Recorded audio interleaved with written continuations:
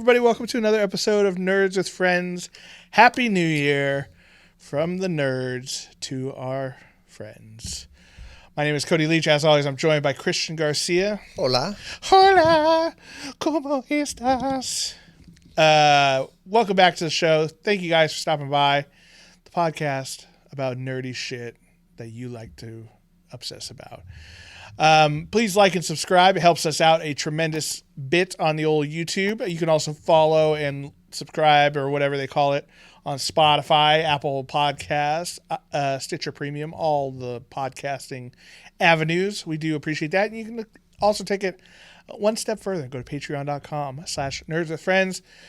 Donate $1 a month. Helps us out. Helps us buy new microphones, mixers, prizes to give away. We've done that in the past as well. So we do appreciate that. Again, patreon.com/nerdswithfriends. Well, it's a new year, or will be by the time you're listening to this. We're actually recording this New Year's Eve, and I probably won't put it up till tomorrow. The San Francisco Bay Area is basically underwater right now. Yeah, it's pretty bad. So, but we've braved the weather to come here and talk about nerdy stuff with you. We're going to be talking about some nerdy New Year's resolutions that we have going into next year, 2023, and also what we're excited about in the nerd world being announced next year as well, or coming out next year, I should say. Lots of movies, video games, secret projects, things like that. We're all very excited to talk about. So we talk about that after the break. Before we do that, it's been a while since we've done Nerdy Confessions, Christian. We did presents. That's true. Then we did like a game. So let's get some Nerdy Confessions where we confess the things that make us nerds. Christian, what's your nerdy? My nerdy confession is I'm a little ashamed and I guess slightly proud. I guess mostly ashamed of It's the best kind of confession. How much I'm obsessing about like what I told you I put on Twitter and what we were talking about earlier. All right, and I want people's opinions in YouTube, Twitter, anywhere. I want people's thoughts. I need to hear from more people because everyone I'm hearing from doesn't agree with me. Yeah. And I don't like that. So what we were talking about was in Magic the Gathering, they're going to do Lord of the Rings sets. We're not sure if they're doing decks or if they're just doing secret lairs, but they're making some cards. And we were just discussing ideas that we thought would be nice in the cards and abilities or traits that the certain creatures should have. For instance, like I think my Gandalf one is pretty solid. I love it. Double-sided card. You can cast him as Gandalf the Grey or Gandalf the White. Gandalf the Grey has You Shall Not Pass, where he can actually block all trample damage, which is kind of cool. So trample is an effect where normally if you stop it, a little damage will still go through to the player. And then if you flip it on the other side, he's Gandalf the White, and he has trample because he's on Shadowfax, the fastest horse alive. I love it. So I think that would be kind of a cool one. The only critique I would have is I don't think you should bring him in from either side. I think he should come in as gray, and when he dies, he comes back as Yeah, I think that would be cool, or at least have that effect. But I think on most of those double-sided cards, you can cast on either side. But, I'm down for either one. But, yeah, I think if he dies as the gray, you should be able to flip him over as the white. Maybe after a turn or something like that. Yeah. Because he's got to come back, right? Some ability. Look for me on the morning of the third day or whatever it was. So what is bothering me is I said, oh, yeah, and I believe hobbits should have reach. And Cody was like, why? Why should they have reach? Hobbits, the small halfling-like creatures from Lord of the Rings. Yes, that is correct. Explain yourself. They are amazing at throwing rocks. They have known to kill giant spiders in the books. Not hurt. Bilbo has killed giant spiders. Yep. In the films. It's not really clear if they were killing orcs or urukai with helmets, mind you. Definitely concussing them. Yeah, for sure. Either way, knocking them out. They're stopping. That's a helmet. A helmet is there to stop a projectile. They're throwing it hard enough where they're not continuing the fight. Mm-hmm. So I was saying they should have reach for throwing rocks. Right. And Cody didn't agree. I don't agree. It was bothering me. And I still don't agree. It still bothers me. So I threw it out on Twitter, asked a bunch of nerdy friends. Not one person has agreed with me yet. It's because you're wrong, Christian. I'm just saying, I was obsessing about it, and I was like, no, I need Cody to understand my point. So I was just looking at conservative, and I feel like I'm being conservative to say they throw as far as a baseball player. Sure. So baseball, college or pro, they can throw about 300 feet. That's not nothing. That's some distance right there. And Tolkien himself has said that their aim, it seems almost magic-like, their accuracy. So it's like those two combined, I feel like they should have reach, Sure. He doesn't agree. It's fine. I don't agree. If there's anyone out there, and I feel because you're not a big Tolkien fan, or like you're not as big, I guess, as me. So I feel like. Well, I think to defend myself a little bit, I think one thing that I've noticed about you over the years that we've been friends is that you like to focus on weird little, like seemingly insignificant details. Where you'll even forget major plot points of things. Where you're like, nah, I remember there was something about the Dark Tower that you were like, you mentioned. I'm like, what are you talking about? While yes, it's true that, and I mean, we have seen them throw rocks to great effect in the stories for sure. Like I don't disagree with you there, but also, if you ask 1,000 people. Like, what do you know about hobbits? I would be surprised if one of them said that. That is fair. But also, which 1,000 people? If you go to Comic-Con, you might get some people who might know some more things. You go to, There'll be one guy over there who hasn't showered in 3 days who's been like, yeah, they throw rocks up to 300 feet. And that's the guy I want to talk to. That's the guy I'm talking to right now. Yeah. Well, I don't know. I want to hear your guys' thoughts. I think they should have reach. I'm trying to think what other abilities they can have other than like sneak. I don't see how that would work too much in Magic. I mean, what else do you know about them? They're quiet. They can hide. I think if I was to design a card for them, and Magic Rules Committee, if you're out there listening, take notes, okay? The Gandalf one, that's a freebie. This one's going to cost you. I think hobbits. A big thing is they should have I forget what the ability is called in Magic, but where the more of them you have on the field, the stronger they get because they're stronger together, right? So it could be Coven. Yeah, Coven would be a good one. Like Frodo is nothing without his Sam, right? It's true. Right? Merry is nothing without his Pippin, right? So I think having them together should make them more powerful. And then I think maybe they should have they should have protection from certain types of creatures that are like known for being big or something like that, like protection from spiders or something lore accurate. I think that would be helpful. Or maybe depending on if they're with a human, an elf, or a dwarf, they have a different power for each one of them or something. Also, there's got to be an ability called potatoes. I don't know what it is, but there's got to be one in there. It's definitely got to hit something with a pot or a pan, I guess. Yeah, exactly. But yeah, I'm excited about those cards for sure. I can't wait to see what they are. I'm hoping that commander decks are in the works. We were talking a little bit before the show. Like there's got to be like a Sauron commander one, a Saruman one with like Uruk-hai and stuff like that. And then like a Gandalf one and an Aragorn one, I think would be. I would love some overpowered cards where there's the demigods, but I doubt they'll bring the Aesir or no, not the Aesir. The Aesir, the wizards, the Luvatar. No. Oh my God, it's bothering me. The Valar. Yeah. I think Aesir is Norse mythology. Oh, you're right. I think it's Asimar.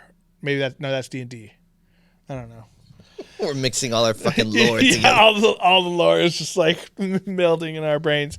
But yeah, I'm excited for those, man, and I'm going to spend all my money on those. I'm definitely going to get all the secret lairs for sure, man. Yeah. I hope they're good. I hope they're good cards. I hope they're fun decks. I can't wait. My nerdy confession is I recently watched the new Witcher prequel show on Netflix. I don't remember what it's called. It's called Blood Rights, maybe Blood Ritual, something like that. Doesn't matter. It wasn't very good. That's my nerdy confession. It looked like a straight to Sci-Fi Channel movie. Oh wow! Or TV show. There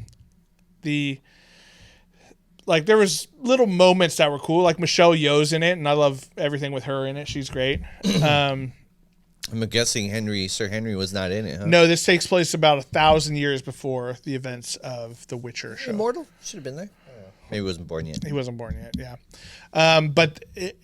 This is like before Witchers were a thing too, because it actually shows like the first quote unquote Witcher to ever be made, and also like elves are large and in charge and stuff, and then it shows when monsters first started showing up, in their world, kind of thing. Live action. Yeah, man, I was expecting it to be really good. I just thought a lot of the acting was like mediocre at best, and then like the like set dressings and stuff. Like there was definitely IKEA lamps in the background of like this palace. You know those lamps that have the paper like Chinese lantern type outer things. They're hanging out in the palace. They're like, oh, they're mystical and futuristic or whatever. I'm like, no, those are fucking IKEA. Those are the Torbjorns or whatever the fuck. Yeah, so not impressed with that one. Though I will say, as a side bonus nerdy confession, I did watch Avatar 2, Way of Water. Oh, did you? I watched it last night. I was gonna ask you. I was like, should we watch it? The show. And here's what I'll say: is spoiler-free review. Okay, it looks incredible. Okay. I mean, and I would expect nothing less, right? Like James Cameron's been working on this supposedly since the last one came out, which was over 10 years ago. Like the level that his CG has gotten to, and I know he's not solely responsible for it. I'm sure all the studio, I think Weta Workshop was a big part of it and stuff. It's incredible what they're able to produce, because you forget that you're not watching people in crazy makeup. It's like completely CG characters with mocap, right? That's incredible. The story is like, it's fine. There's some tender moments and stuff in it, but it's like, it's also like very basic. It's all like, the humans are evil. The Na'vi are not evil. They're so friendly. So there's a lot of that, but I don't think you go into Avatar for the story. I think you go in to be transported to an alien world that's like beautiful and at one with nature. And I for sure got that. I will say I watched it at the Regal Cinema there in Stonestown. Nice. The 4D? I did not see the 4D, but I did see it in 3D high frame rate. And I thought the high frame rate maybe got better since we saw The Hobbit in there, and it has not. It definitely looks funky, like when they're just standing around, So did the CG aliens look weird, or the humans near them? I will say anytime they were like action, the action looked incredible, because everything was super smooth and whatnot. But like whenever they're just kind of like standing around or walking slowly through a scene, it looks almost like a home movie is being made of them doing it, right? It looks like, and that's because of the high frame rate. It gives it what a lot of people call like a soap opera effect. But I will say on the action stuff, it was incredible. It looks like you're there with them. 3D was really, really good, and it's like, a more advanced kind of 3D that the guy at the theater was really into telling us all about it. It looked incredible. I will say, yeah, the high frame rate stuff, I could kind of like, I'd rather not have that in there. But the CG alone, and because it's underwater, they're living in this water village, everything's wet all the time. I mean, it looks incredible. Like the textures of like their leather bracelets and shit like that. It's, incredible.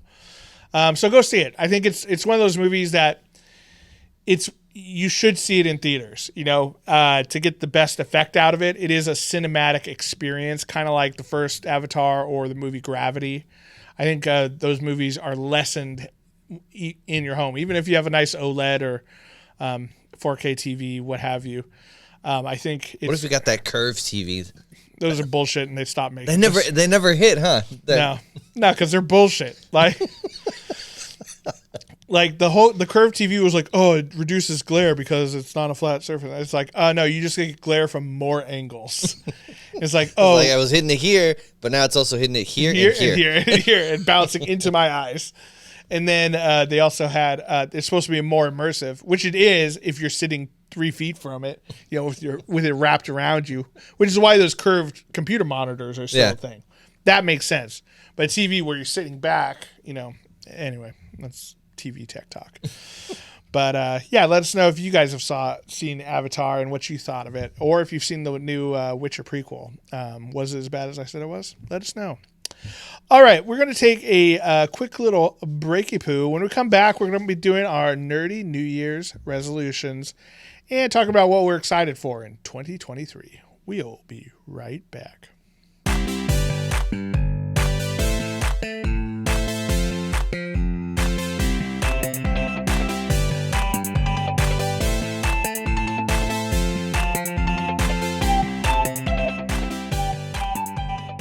And we're back. All right. Well, new year, new nerds. Time to talk what we're excited about for 2023 and what our nerdier resolutions are. So I think every year we like to kind of talk about what nerdy things we're into that maybe we need to pull back a little bit on, or maybe we need to dive in a little bit more. I should have listened to last year's episode because who knows? I bet Magic the Gathering wasn't on the cards. No, for sure. But I think that, it's good to kind of reflect about, what we're going to get into in the next year. And then not only for the podcast, but just for ourselves personally. So I'll start us off. I think one thing that I'd like to do next year is we've been playing a lot of Magic lately, and we're going to play a little Magic tonight. I really want to dip my toes into the competitive Commander format. I've been looking at like gameplay of it and decks and stuff, and it looks intense. But then again, it also looks like there's a huge buy-in. Like to buy an actual deck, it's thousands of dollars, which I don't want to do. But I can print proxies and just play it and try it out. I would like to dip my toes into that. The idea between regular Commander, which is a more casual format, and competitive is in Commander, or there's something that we haven't really discussed playing it ourselves, but it's called Rule Zero, which is similar to like Dungeons and Dragons, where we like, hey, what are the things that we're not into? Like, I'd prefer if there wasn't a bunch of like, killing children in this campaign, Sorry, my frown face was not about killing children or what we shouldn't have. I was just thinking about ground rules in Magic. Like the only thing I can think of is, I don't want people to use instants or something like that. It's not that broad, but it's like in a game like Commander, which is casual amongst friends and play groups at local game stores. Generally speaking, they don't want things like mass land destruction, where it just blows up everyone's lands and then you have to start the game over, basically. This is some bullshit. Well, I'm sorry, go on. Well, that's the thing. Is like if you go into a game store and you pull an Armageddon, which destroys everyone's lands, if you didn't discuss that ahead of time, people are going to be upset. Now, of course, that's the whole point of that card, right? No one's ever like, I'm glad he busted out Armageddon. Yeah, exactly. But it also makes the game run a lot longer, and so it's one of those things you want to discuss. And it doesn't come down to like, oh, you can't put Armageddon in your deck. It'd be like, hey, just say like, hey, are you guys cool with like I have some things in this deck that will just blow up everything. Is that okay? That's what I like to do in Commander. And if they're like, yeah, that's fine, then cool, go for it. This is some bullshit. I thought this is a competition. Because I think competitive CEDH might be for you then, Christian. Because in competitive, there's none of that. Well, okay, hear me out. Sure. Let's say you were gonna watch. You're gonna watch a game of football. Yeah. You're like, hey, Tom Brady, I don't want you to throw anything over 50 yards. Okay, I don't really like that. Right. It really messes up my game. Well, so here's the thing, right? So that's the NFL, which is professional competitive football.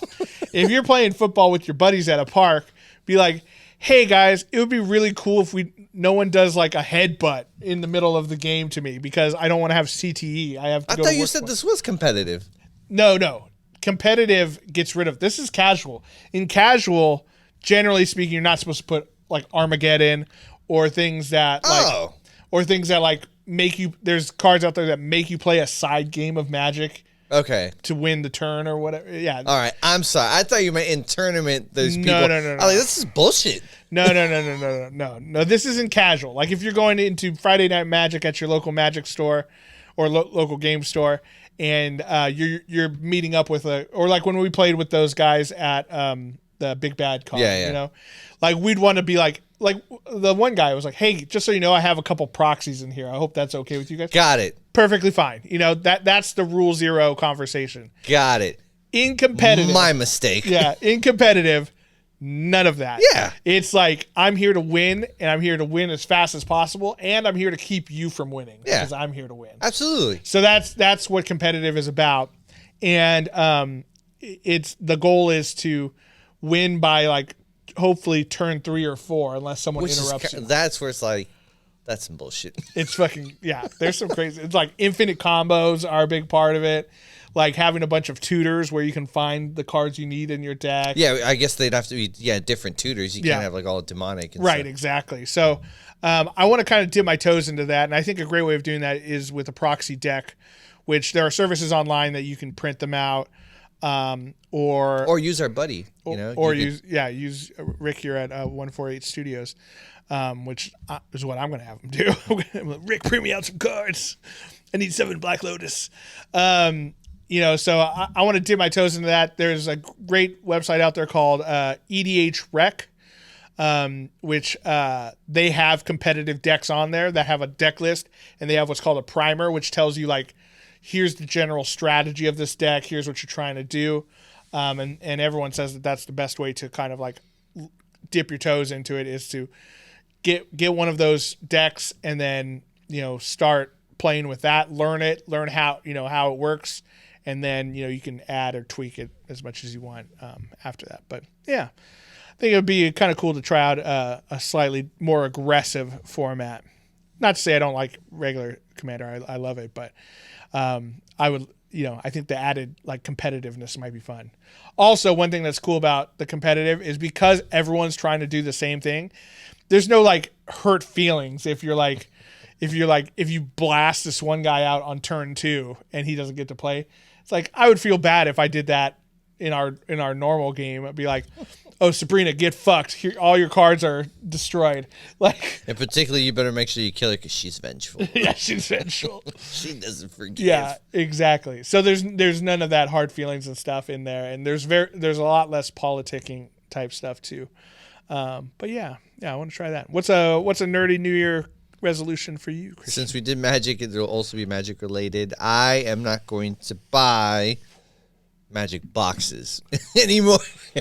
I'm not buying. I am terrible. We'll see. It's going to be a long year, Christian. Okay, that's fair. That is fair. Like, if particularly do the Hobbit. So my idea is I've yet to be proven right. I have terrible luck at buying packs. I do not get any of the great cards. I don't know what it is. I'm glad it's focused on that and not like I'm terrible luck at driving or some shit. No, like I just never get really cards that I'm looking for. Yeah. So instead of spending a whole lot of money, but packs are fun to open. That's what's gonna fucking suck. I love cracking packs, man. Here's what I'll say about packs versus buying singles. Right, if you're just out there to get the exact cards you want, you shouldn't be opening packs. Right, because the odds of getting that exact card is slim to none. Unless you're Cody and you're like, I want this Mox Amber or whatever, and then boop, there it is. That was crazy. I will admit that was incredible. And Ratigan, the Nimble Pilferer. Yeah. Oh, look, exactly what I wanted. Oh, everything I've always wanted. My first pack. So I have had some great pulls. I'm not gonna deny that. But I will say that.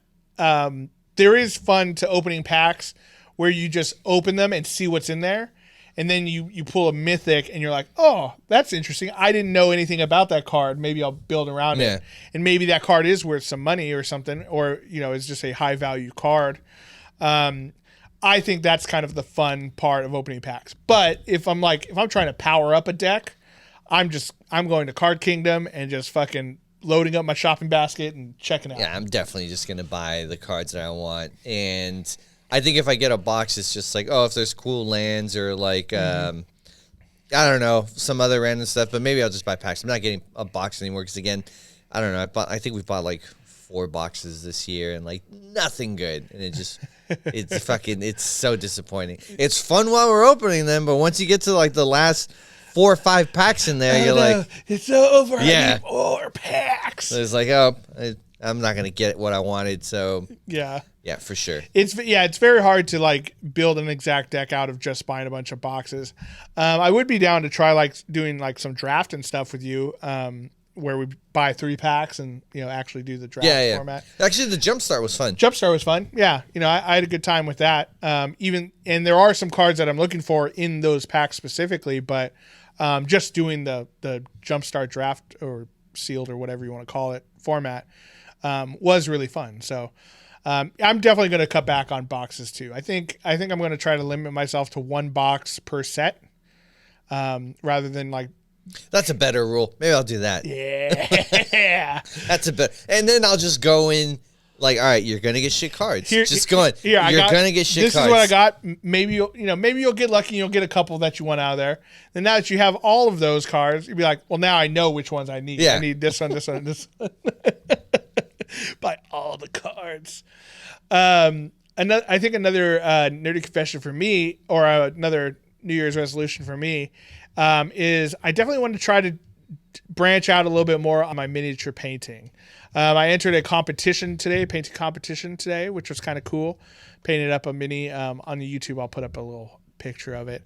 I found out about the competition maybe a week and a half ago, so I didn't have a whole lot of time to work on it. But in that week and a half, I was like fucking mini painting all day again, which is like something I haven't done in a while. And it really brought me back to like what I really enjoyed about it was like pushing new techniques and stuff and trying new things. And it really kind of reignited my my love of mini painting. So I think I'm going to either try to get into more competitions this year or just try to branch out and do stuff, maybe paint stuff I wouldn't normally have painted in the past. So I'm excited to try that out this year. Because what you should do is start doing like children's competition. Just say your kid did it. That way you get a couple wins under your belt. Yeah. Oh yeah, my 8-year-old son did this. Oh yeah, I know his wet blending is incredible. Yeah. You get a couple of those in your belt, build some confidence, and you start hitting like the middle school, the high school, and then you start moving up. Yeah, exactly. But yeah, I think, and whether or not I think jumping into a competition like that, like obviously yes, everyone wants to win gold or silver or whatever, but I think the best part is just like seeing a bunch of other people who are not professional painters, because you can get bogged down looking on Instagram. You're like, oh my god, look at Michael Pizarski's newest fucking bust that he did, and it's like it looks like a Renaissance painting, but it's like a little miniature bust. That's crazy, man. Like I don't like. It's very easy to be like, dude, I'll never fucking paint like that.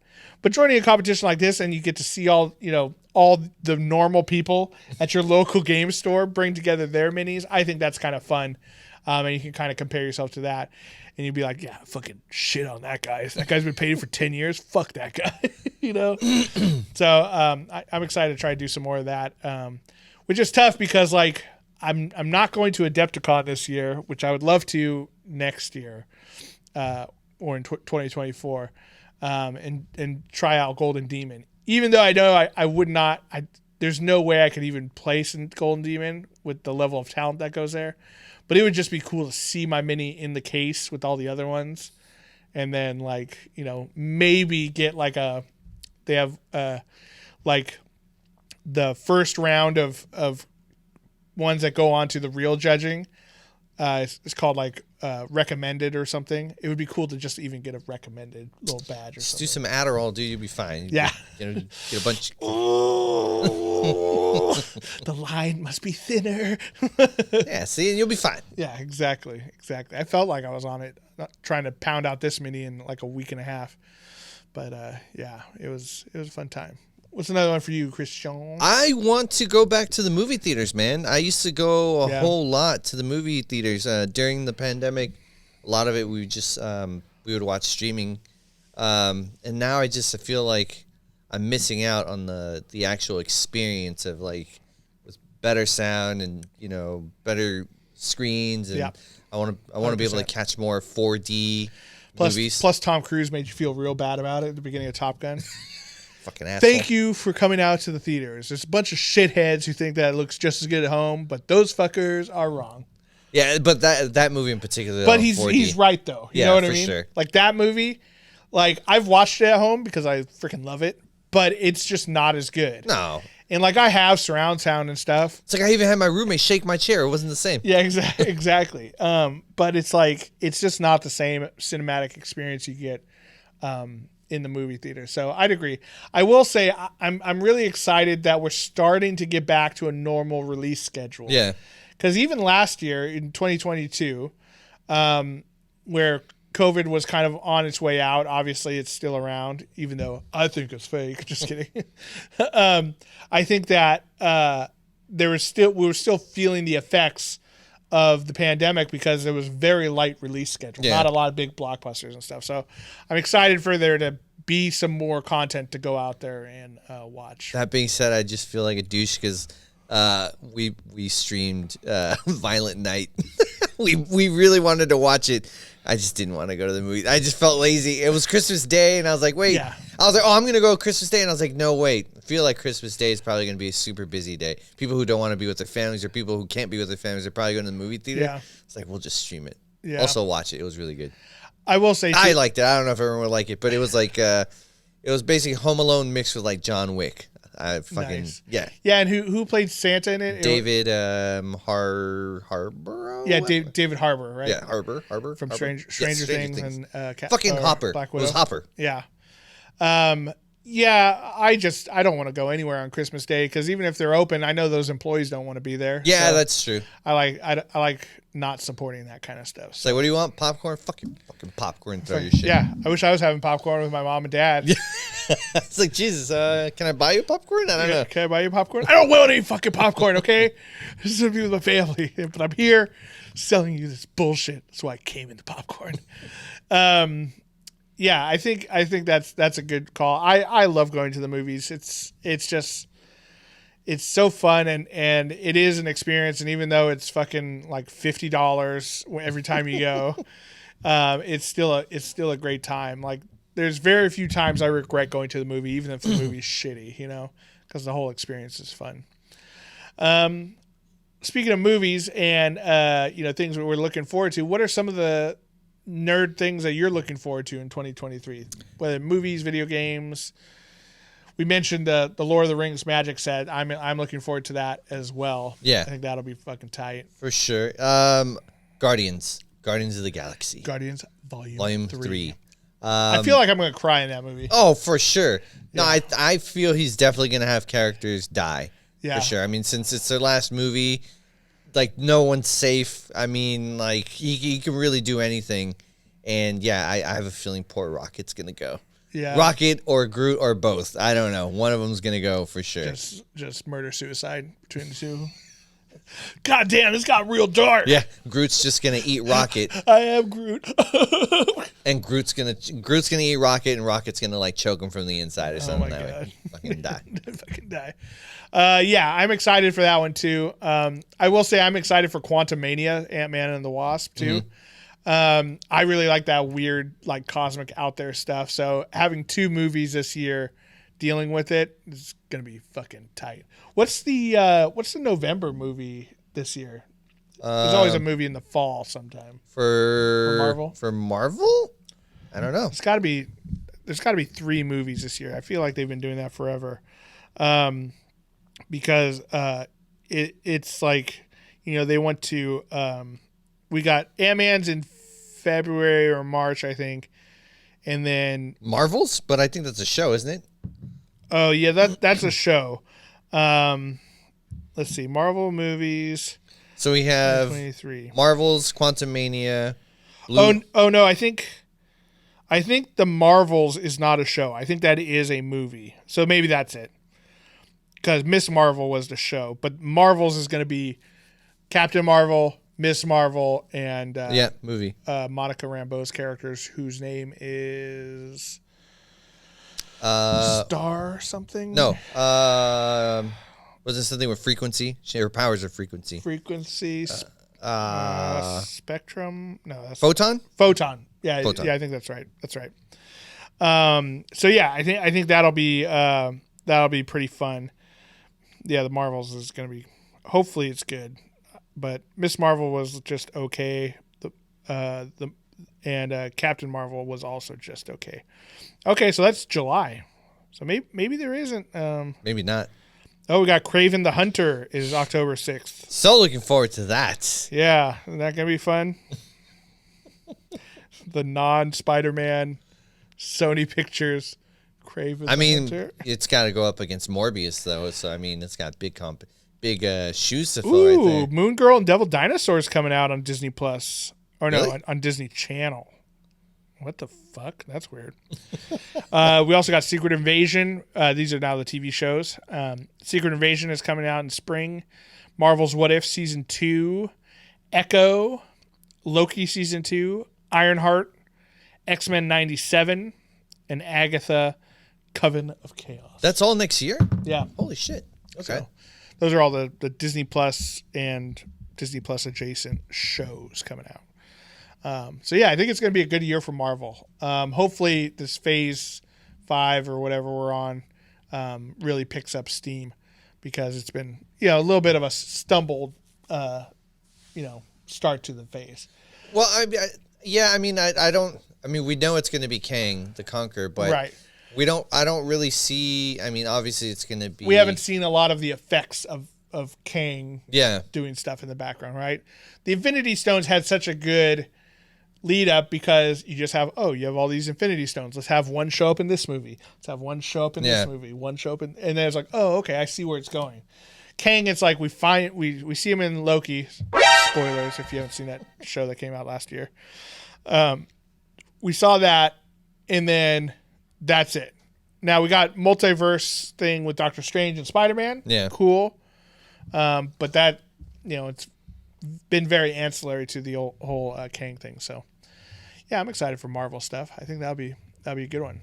I'm excited for a video game set to release 2023 is Space Marine 2 from the Warhammer 40K universe. That's not the one you showed me, right? That was the one you showed me. What was it called? Darktide? Yes. Darktide is still waiting to come out on Xbox. It's already out on PC. But Space Marine 2, I believe it's coming out on all consoles, if I'm not mistaken. Is it Space Marine also, or Space Marine number 2 sequel? Okay. Sequel. It's a sequel. The first one came out a long time ago, and it's widely regarded as the best Warhammer game ever.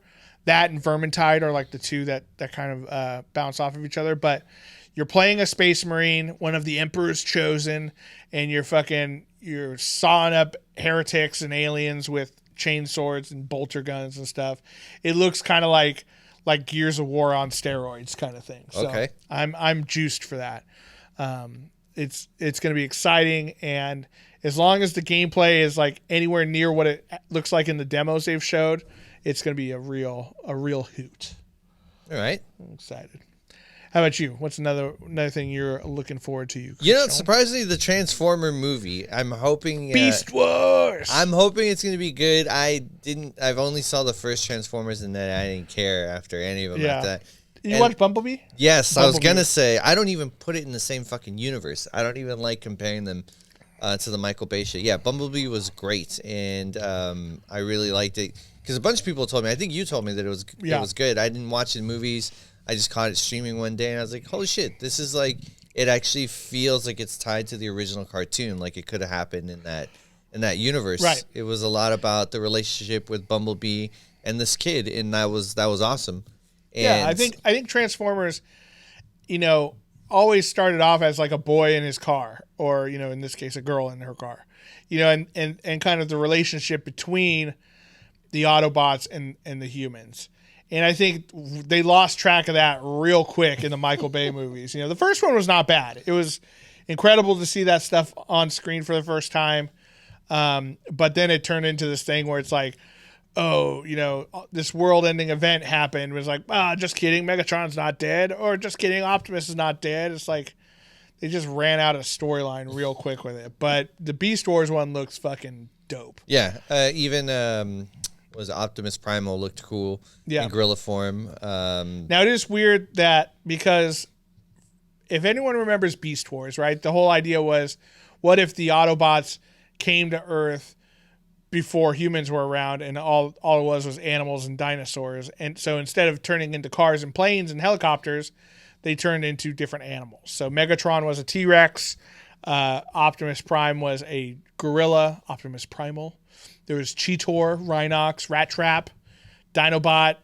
I always hated the rat. And he was the worst. I always hated the rat, and I'm like, man, they're probably gonna bring him in there because some people will be pissed at the rat. I remember his toy was really cool, especially when they turned into like the more evolved Beast Wars toys, and everything was like shiny and had like a chrome exterior. It was cool because he had like wheels for feet. Yeah, that was tight. And I remember Dinobot had his tail would split open into this thing that you press a button and it spun around. You could chop people up with it. That looked cool. I hope it's good. But yeah, the whole idea was it was like an alternate dimension. So it's weird that they're existing alongside the regular Autobots in the truck forms and stuff. So I'll be interested to see how they kind of tie that together. What's the gorilla's multiverse? Yeah, what's the gorilla's name? Is he going to be called Optimus Primal? It's Optimus Primal. I think in one of the trailers you can hear Optimus Prime call him that. Primal. Yeah, so is he like an ancestor or something? I don't know. Be kind of interesting. But I do want to see it. It looks good. The fucking Cheetor looked fucking dope. I hope it's good. I hope all movies are good. I don't want anybody to have a bad movie. People just keep making them. What else is coming out this year? I was excited for the new Square Enix game Forspoken, but I played the demo and it's not fantastic. So there's Dune 2. Dune 2. Yeah. Dune Part 2. Excited about that. Yeah. Is that in the fall? Do they have an exact date on it yet? Nope. Just that it's wrapped. Wrapped. Okay. Well, hopefully. And that it's 2023. 2023. That'll be exciting. God damn, that first movie was so good. I rewatched it the other day. It'll be nice to see that one all tied up in a bow and watch. If they do like an event where you can watch both of them in a row, we should go do that. Yeah. 5 hours or whatever it is. I'm down. Yeah. Fuck yeah. Remember when we did the Avengers where they showed all the movies that was the best. That was so good. No one does that anymore. And I remember we were like, we'll just fall asleep during the Hulk. And we didn't. We watched all of it. We watched all of it, yeah. We went out and got little pizzas and stuff in the breaks. That was so much fun. Can you imagine them doing that now? It's just like 3 days. Watch all the more Marvel. Yeah.